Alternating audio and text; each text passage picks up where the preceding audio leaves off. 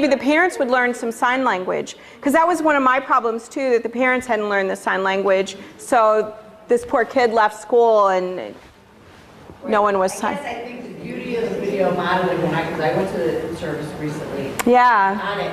Is that talk through is just as important as the video. Yeah, and they put in cheering, you know. Right, and they have like, so you're talking through what the kid is expected to do, and you show the behavior, but it's not just, oh, look at it. It's like, oh, look at you, right there, you ignored it, like you talk them through that one good, so then every day that motivates and remembers, and then the whole time the person's talking about the things that, even though they're really short clips, it's a lot said during that time, as much as them looking. So that's kind of where I think that makes it just as important. Yeah. Well, you bring up a really good problem solving, and I think your idea, or just having someone standing behind the child signing and speaking so that the parents know, and maybe the parents then will learn incidentally some sign through that.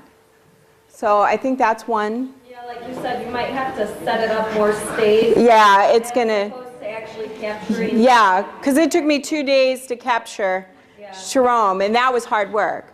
But I was trying to naturally catch it. Yeah. But this would be staged. And actually, at one of my schools, we have a little girl with Asperger's syndrome that we're working with, and we did stage hers.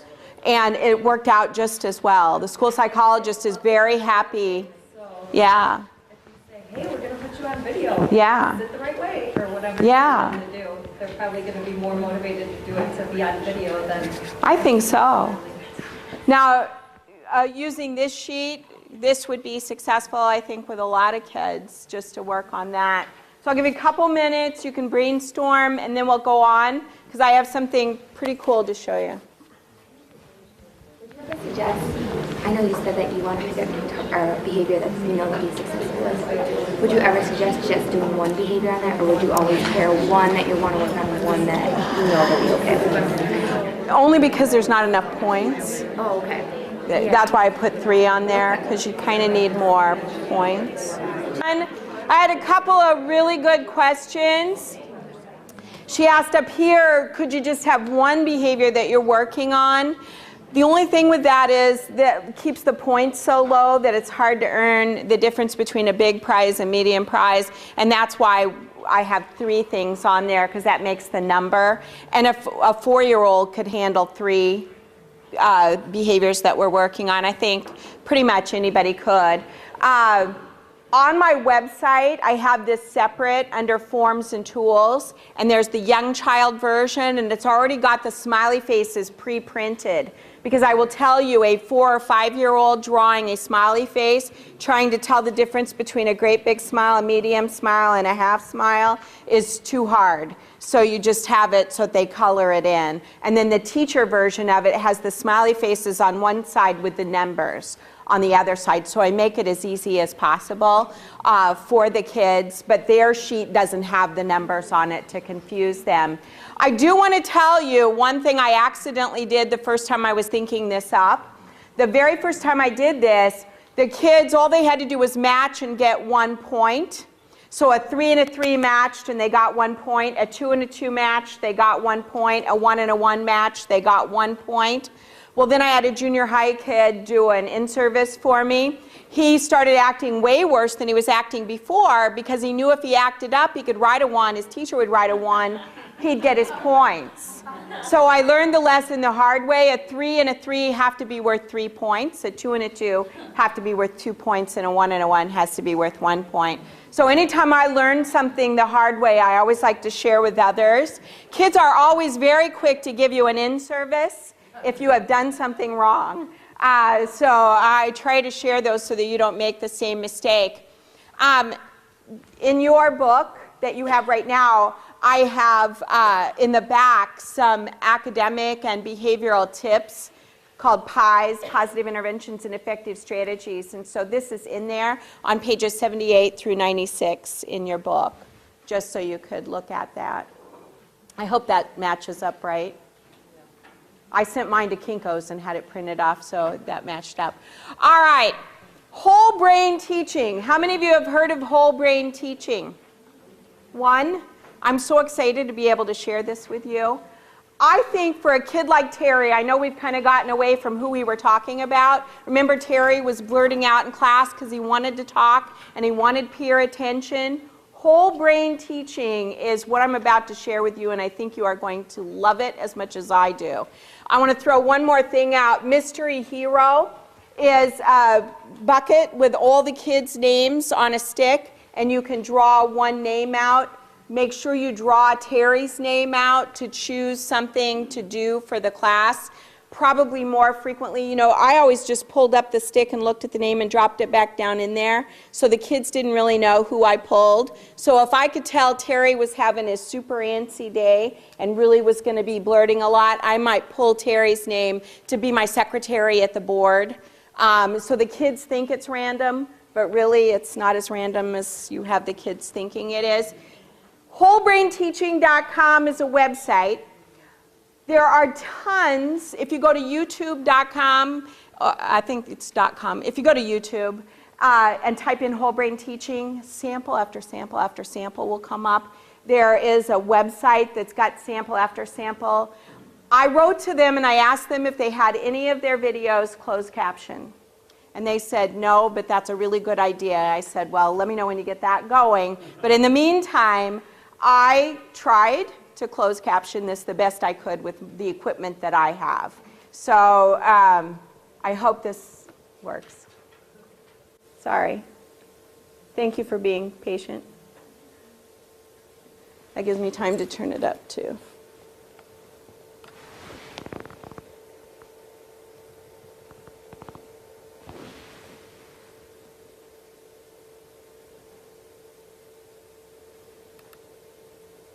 Like I said, I didn't put this in, he put this in.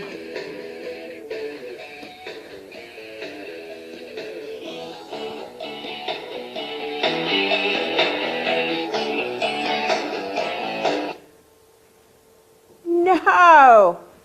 All right. The first thing I'm going to introduce, there's three things. The first thing is going to be what's called a class yes. Have you guys done class yes? No. Awesome. Here's how it works. Right upon, lead the energy, here we go. First of all, when I say class, you say yes. Seems simple, right? Let's try it. Class. Awesome. Now, here's the deal. The fun part is, however I say class, you have to say yes. So, for example, if I say class, you say if I say classy class, you say So, here's what I want you to do. I want you guys now to go ahead, and I want you to have a small conversation for about 10 seconds. I want you to talk with the person next to you about what you did at recess or for vacation. Talk about it, and then, time out, and then, when I say class, you say yes, and bring all of your eyes back up front and don't talk. That's the trick. When I say class, you say yes, and then you stop talking. So, at this time, talk to the person around you about 10 seconds. Go ahead.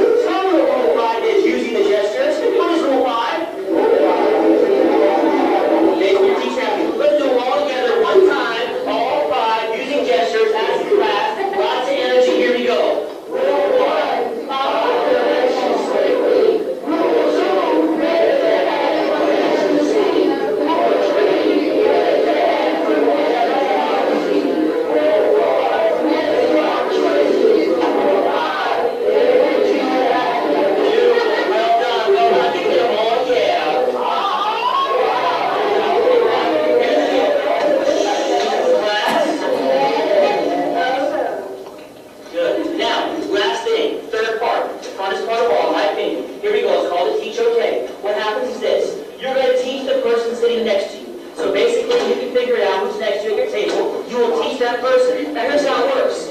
You're going to be teaching each other the 5 rules. Here's how the teach okay works. When I say teach, you say okay, you turn to your partner, and you teach them. Let's just practice the teach okay part. Don't talk to your partner, but when I say teach, you say okay, right? Teach. Okay. Now, once again, how I say teach, you have to say okay. Let's try this. Ready? Teach. Not bad, not bad. Let's try this. Here we go. How about the teach? Okay. That's okay. One more time. Let's still got some off things here. Try one more time. Let's do a little bit different one. Let's try. Teach.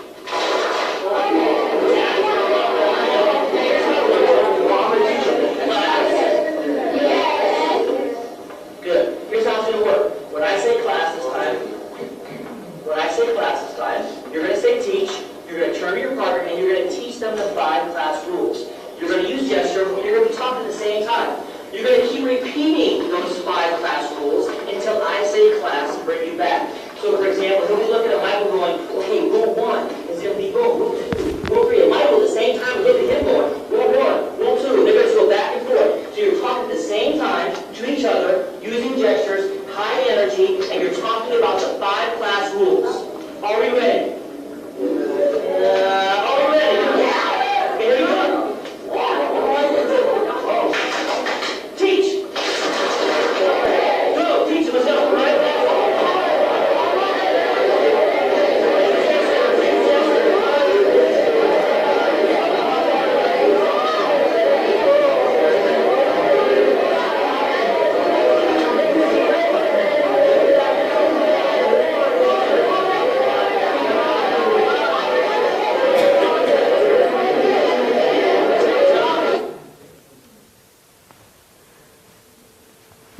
His rules you don't have to use. Those are just his rules. So you would use sign language, of course, and have the kids. But what I like about that is it calls for so much response from the kids and keeps the kids engaged, so it's less likely they're going to go visit another planet while you're up there talking and signing. And so I just think I'm going to show you this in a math lesson after we come back from break. We're a little late going to break, and you've been... Is that his class? That's his class. That was the very first time that he had taught that to them. That was halfway through the school year, so I thought Yeah. they brought him in. No, he learned about it halfway through the school year.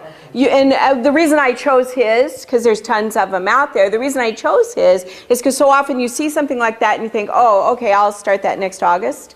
You don't have to wait until August to start something like that. But I just love, I'm going to show you a high school teacher using this with high school students. They do it in college. But I love for the kids to be able to be responsible for teaching this information, whether they're signing or talking, to each other. And so it would just be a really cool way to keep those kids like Terry involved and not visiting other planets. Go take a 15-minute break.